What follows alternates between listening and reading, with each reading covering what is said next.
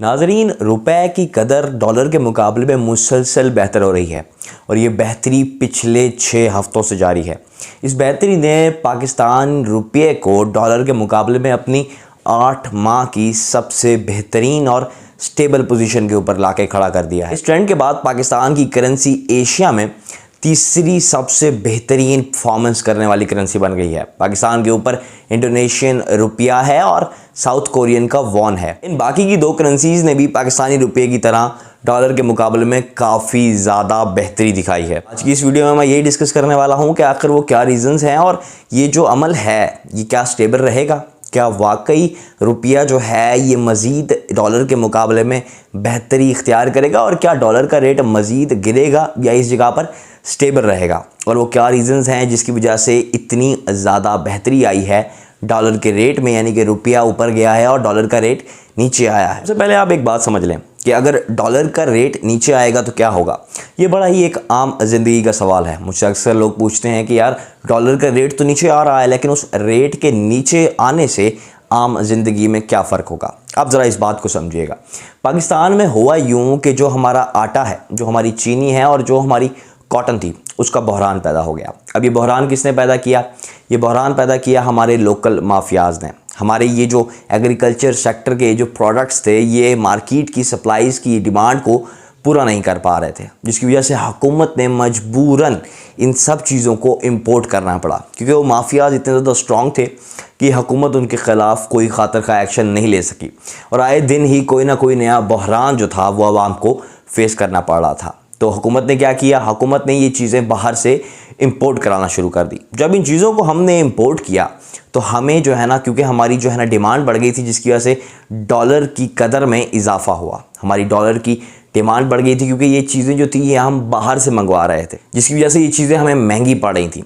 अब ये चीज़ें हमें महंगी पड़ रही थी, जिससे क्या हुआ? इन्फ्लेशन बढ़ गई। अब आम अल्फाज में अगर मैं आपको इन्फ्लेशन समझाऊँ तो इन्फ्लेशन बेसिकली जो रोज़मर्रा की अशिया होती हैं उनके रेट्स का, उनके प्राइसेस का हाई होना है। अब क्योंकि जब ये हम तीनों चीज़ें बाहर से इंपोर्ट कर रहे थे, ये हमें महंगी पड़ती थी, तो इनके जो आगे प्रोडक्ट्स होते थे वो भी हमें महंगे पड़ते थे, जिससे पाकिस्तान में महंगाई बहुत ज़्यादा हो रही थी। अगर हमारी डॉलर की कदर जो है ना वो नीचे आती है, यानी कि अगर हमारे डॉलर का रेट पाकिस्तान के अंदर नीचे आता है, तो ये जो हमारे नेट इंपोर्ट्स हैं, ये जो चीज़ें हम बाहर से मंगवा रहे हैं, इन चीज़ों का रेट सस्ता होगा, जिससे पाकिस्तान के अंदर महंगाई कम होगी।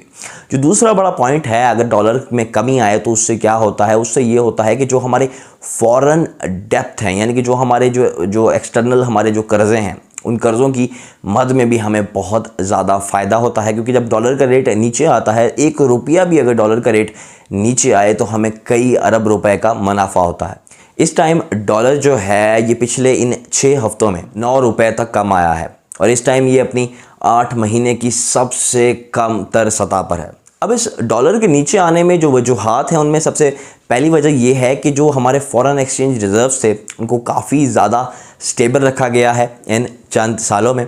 इसके अलावा जो रेमिटेंसेस थी, रेमिटेंसेस बेसिकली वो अमाउंट होती है, वो फॉरेन करेंसी होती है जो कि बाहर रहने वाला शख्स अपने मुल्क में या अपने ख़ानदान को भेजता है। रेमिटेंसेस में हमें इजाफा हुआ है। इसकी वजह से क्या हुआ कि हमारी जो करेंसी थी वो स्टेबल रही, वो एक जगह के ऊपर रही। जो दूसरी और सबसे अहम और सबसे बड़ी रीज़न है जिसने इस पूरे एशिया के रीजन के अंदर जो है ना डॉलर को कमज़ोर किया है, वो यूएस इलेक्शंस हैं। अब हुआ यूँ है कि जो बाइडन हैं, जो नए प्रेसिडेंट इलेक्ट हैं यूएसए के, वो ये चाहते हैं कि ईरान के साथ यूएसए के ताल्लुकात बेहतर हों, ईरान के साथ उनके ताल्लुकात बेहतर होंगे। ईरानी तेल के ऊपर जो पाबंदियां लगाई हुई हैं वो पाबंदियां हटेंगी और ईरान का क्रूड ऑयल जो है ना वो मार्केट के अंदर अवेलेबल होगा। पाकिस्तान ऑयल का एक बहुत बड़ा एक्सपोर्टर है। हम अपनी एनर्जी की 70% ज़रूरियात एक्सपोर्ट के थ्रू ही पूरा करते हैं और हमारी कुल एक्सपोर्ट्स में से 30% एक्सपोर्ट्स जो हैं वो एनर्जी सेक्टर से ही होती हैं। अगर ईरान के साथ अमेरिका के हालात बेहतर होते हैं और हमारे ऊपर ईरान के ऊपर पाबंदियाँ हटती हैं तो उससे ये होगा कि हमारी मार्केट के अंदर जो पेट्रोलियम मसनूआत हैं उनकी कीमतों में भी कमी आएगी। अब इस बदलती यूएस पॉलिसी ने पूरी दुनिया के अंदर काफ़ी ज़्यादा तब्दीलियाँ लाई हैं।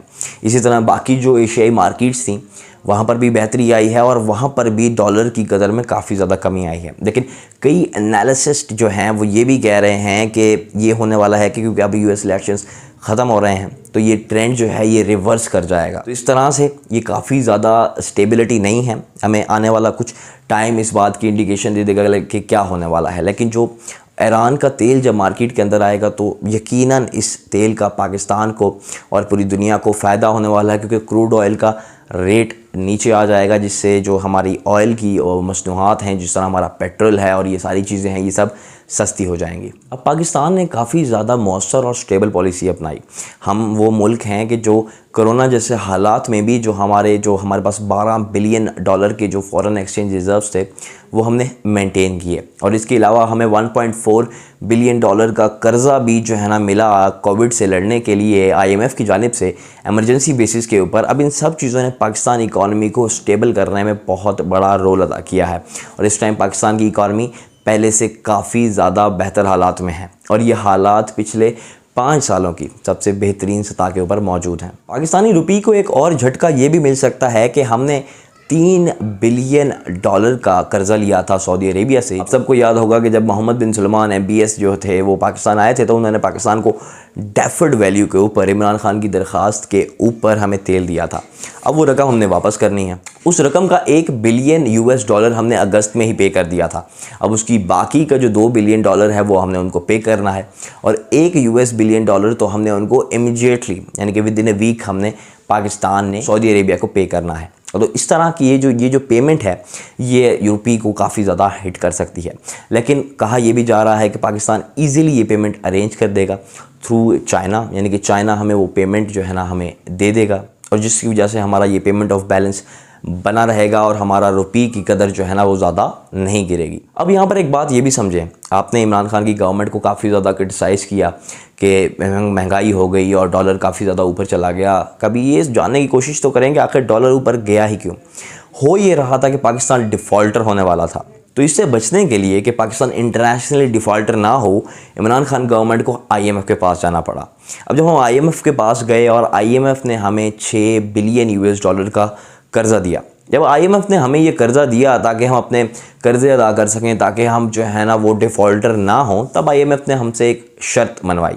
वो शर्त ये थी कि हम अपने जो रुपये की कदर जो है उसको ओपन मार्केट में रख देंगे, और मार्केट का ट्रेंड ही डिसाइड करेगा। जिसकी वजह से क्या हुआ कि हमारी जो रुपये की कदर थी वो कभी ऊपर की तरफ जाती है तो कभी नीचे की तरफ जाती है। उसकी वैल्यू मार्केट ही डिपेंड करती है, जिसकी वजह से रुपया काफ़ी ज़्यादा अनस्टेबल हुआ और पाकिस्तान के अंदर इन्फ्लेशन बढ़ी, क्योंकि जो चीज़ें हम एक्सपोर्ट करते थे, ठीक है, उन चीज़ों में काफ़ी ज़्यादा महंगाई आई।